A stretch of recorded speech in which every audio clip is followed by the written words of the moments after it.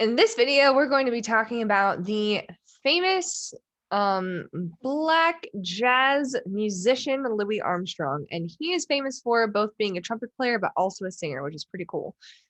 So hopefully Louis Armstrong is somebody you have heard of before.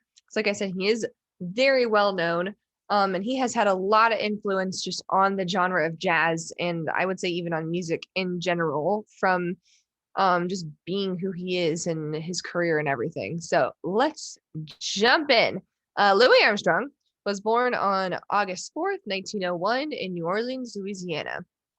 And I think it's important when we talk about these musicians to know kind of the historical context in which they're coming into.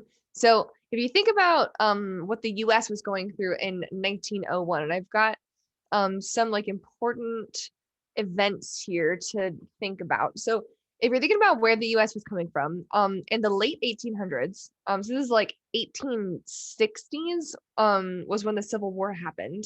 So late 1800s, you're still kind of dealing with like Reconstruction and the Black Codes and the Jim Crow laws and all of these just extremely racist, like accepted things that are happening, especially in the South, but also all over the United States.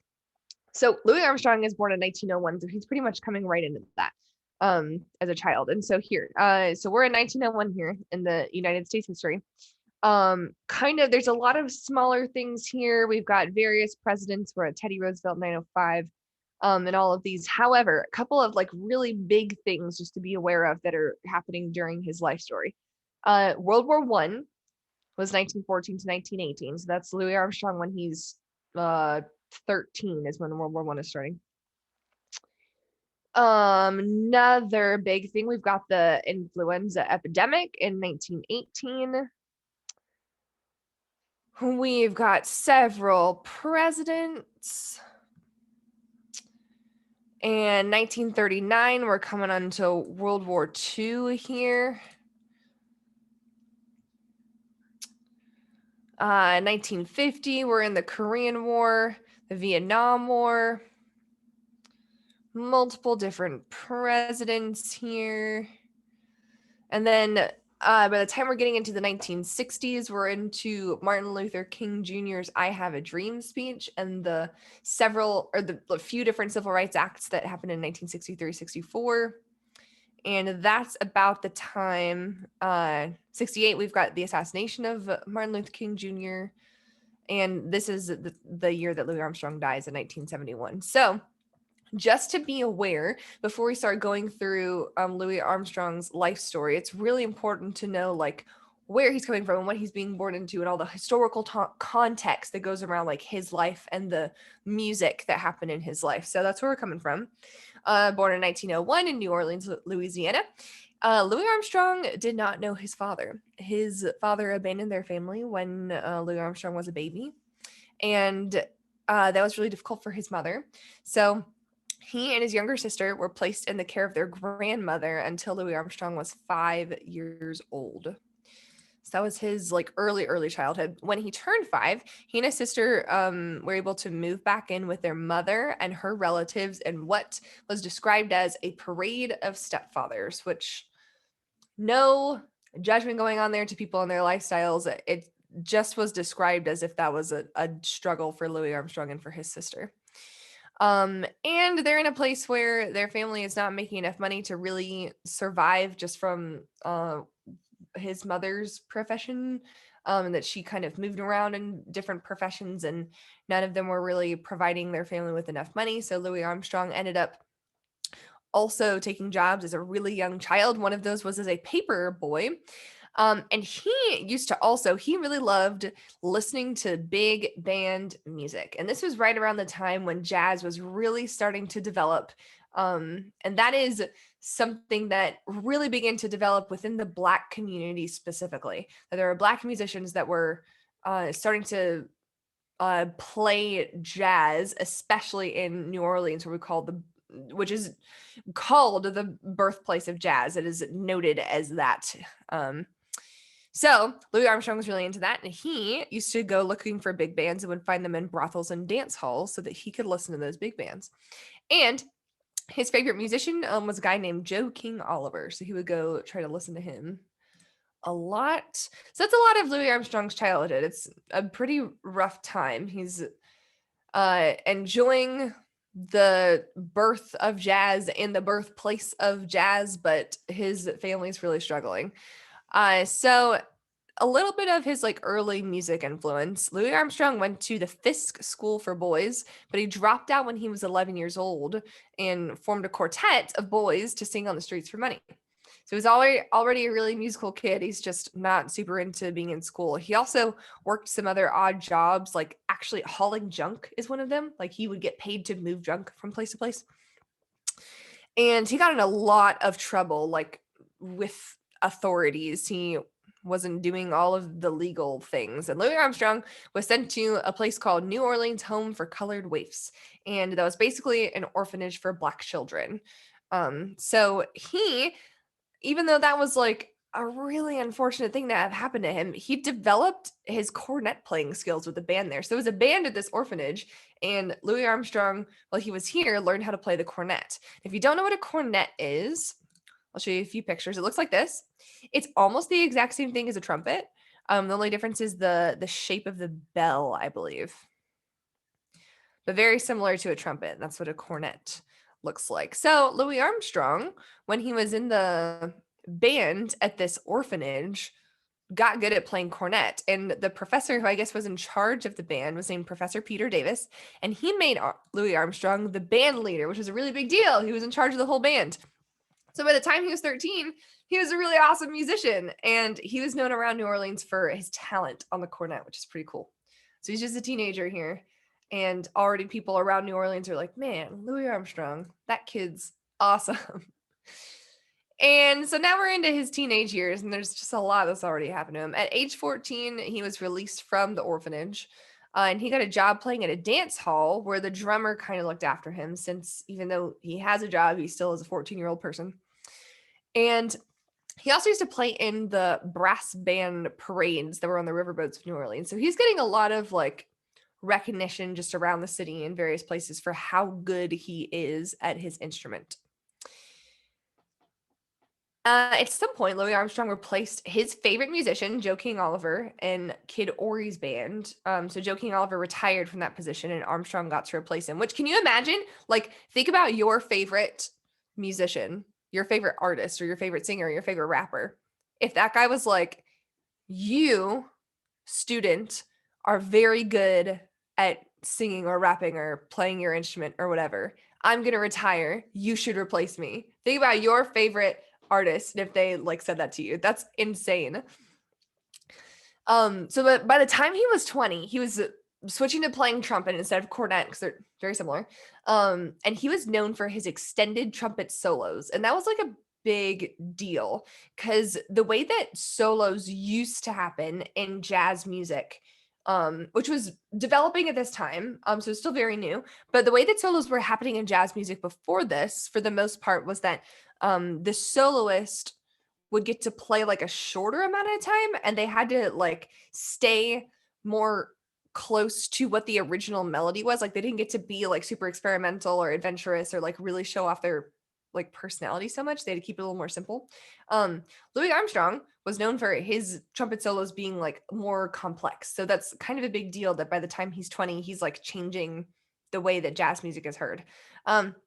In 1922, he went to Chicago to join his favorite musician, Joe King Oliver, and his band was called the Creole Jazz Band. So it's in Chicago. A little more about his music career from the 1940s through the 1960s. So again, keeping this in perspective, the Roaring Twenties, or the 1920s, was when historically we think of that as the time that jazz really developed. So that's when Louis Armstrong is in his early 20s. The 1930s, we have the Great Depression. The 40s through the 60s is also a really big time for jazz. It's just kind of starting to like change and develop and evolve.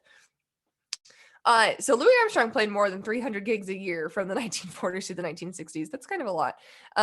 He had a lot of influence on the genre of jazz, like I said. So one of the things he did was revolutionize the way jazz solos were highlighted in the band, which is what I was just talking about. So their solos are able to be longer and more complex. They can have just more fun and experiment more than what they used to be able to do, and that was a big deal for jazz to be able to develop to what we know it as now.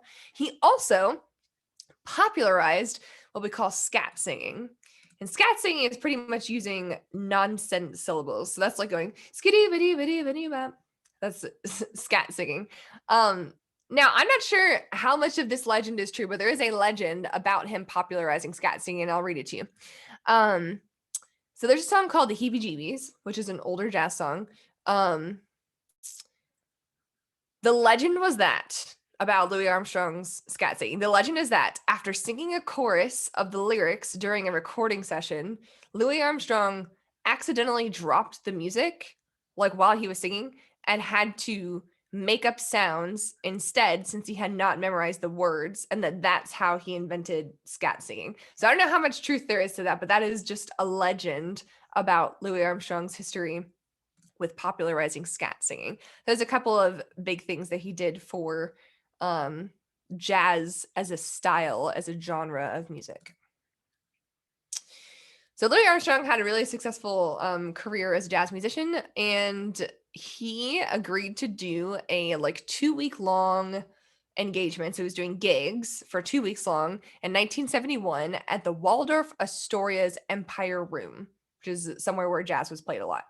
And his doctor told him to not do that. He was like, hey man, you're 70, you're not super healthy anymore. You should probably not agree to this 2-week long engagement because you might not like survive it, I guess. And at the end of his all of his gigs during those 2 weeks, he was hospitalized for a heart attack. But it survived the first one, and then he had a second heart attack and died in his sleep on July 6, 1971. That was the end of our guy, Louis Armstrong. So there's some fast facts for you. 1901 to 1971, he was born in New Orleans, and he played, these are actually kind of types of jazz. Swing and Dixieland are kind of types of jazz. And just a random fun fact, Louis Armstrong actually married and divorced 3 different wives before marrying his final wife, Lucille Wilson, in 1942. Random, interesting factoid of our friend Louis Armstrong. So what we're going to do now is listen to a song by Louis Armstrong. It is called Hello Dolly, and it is from the musical Hello Dolly, but it is very jazzy. And this is a live performance of Louis Armstrong, and he's going to sing some, and then he's also going to play a little bit on the trumpet. So what you're going to do on your Mind CPS classroom assignment is fill in those other questions, and then the last question, number 5, is for write down some words or at least one word to describe what Louis Armstrong's voice sounds like. So some adjectives that describe the actual quality of his singing voice, because it's very unique and it's really special to his character and to his personality as a performer. So here we go. Hello, Dolly.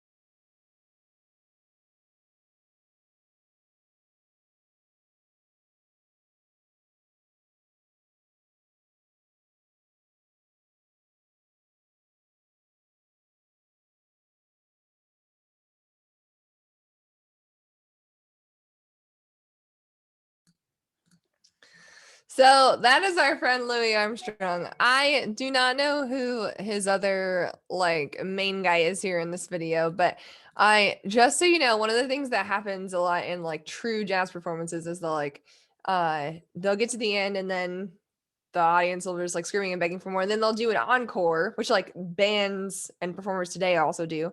But they'll do an encore of just like the last bit of the song. So what's particularly funny in this video is that they keep doing that. Is that the other guy keeps going one more time, and then Louis Armstrong is like, yeah, and then they just keep going. Louis Armstrong was really well known for not only being like super talented musician, but also just being like really funny, like a really jolly guy, and like a really fun musician to go and watch. It's pretty cool.